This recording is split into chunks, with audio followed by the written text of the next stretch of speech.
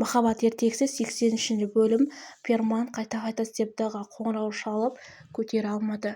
Лондонға кетті деп ойлады. Ал Куршаттың анасы Куршат пен Гүлизарға ұрсып жатыр.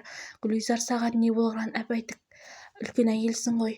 Илмаздар саған жақсылық қарады, неге сотқа арыз бердің дейді. Ал мына Махир мен Жанписа тағы да ұрсып қалды. Үстіне су төгіп жіберген Перман Махирге ашуланған Жанписа. Одан кейін Куршат өзінің өміріндегі баласының қалай пайда болғаны және ол баласының анасы қанден түнгі клубта әнші болғанын айтып, және екеуі келісіп Гүлзар ешуақытта тастап кетпейтіні және Куршаттың баласына да ана болатынын айтып қуантып тастады. Бұның барлығын кемпір сырттан бақылап тұрып Гүлзардың ең жақсы әйел екенін білді.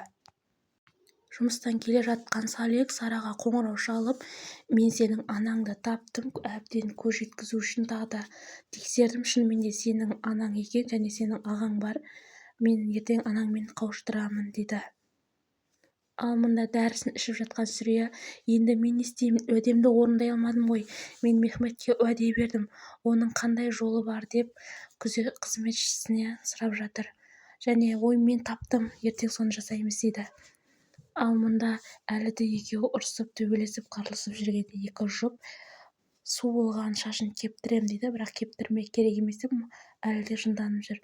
Сүрия болса, молда уәде берген едім, соның өтеуін қалай өтесем болады деп. Молда оған шешімін айтты, яғни балаларға тамақ беру еді. Кемпір болса, зонокты көтерген кезде Себда тез Бейгур жағалауына кер, мен саған құпияңды айтам, яғни Перманның анасын таптым деп қорқытып шақырады. Жанпизаға ағасы, яғни Куршаттың баласы қоңырау соғып, екеуі кездесіп танысқысы келуін айтады.